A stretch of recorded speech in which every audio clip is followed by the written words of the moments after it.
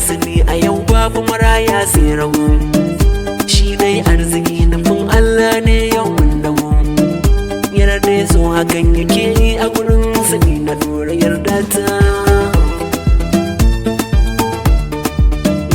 Allah ke da zamani kunta masoya bandani. Kai martani game cuta wata ran zai gani. Ka kara tsare mu rabbana kai cuta da magani. Kai yau saraki kai karni kai sansani. An yi walƙiya magautan mu kauce mun gani ashe yan ƙarya ne. Ni me so na zana so shi ne ɗauka ɗan uwa. Na yau godiya masoya kunyo mini garkuwa. Masoya sai da mu ake komai wannan rayuwa. Zamani a yau daban sai mai hankali zai guda ya lura ne. Ashe makashin kadai yana tare da kai ya yi labu. Allah in ya so da kai ne duk tsananin rabu. Duk mai fariya da duniya wannan ne gabo. Domin walla zaki dai dole ki bar shi cikin tabo. Allah gunka kai muke tuba ga mu gare ka Allah mu man tuba.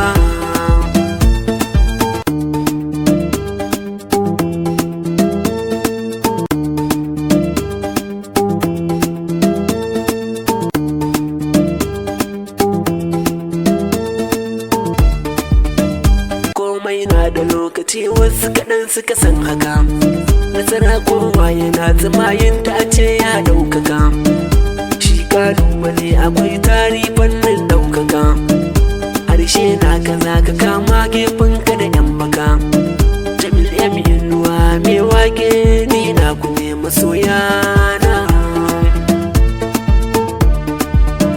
Duk me yin kaza ka yo walla hakan ne mafita.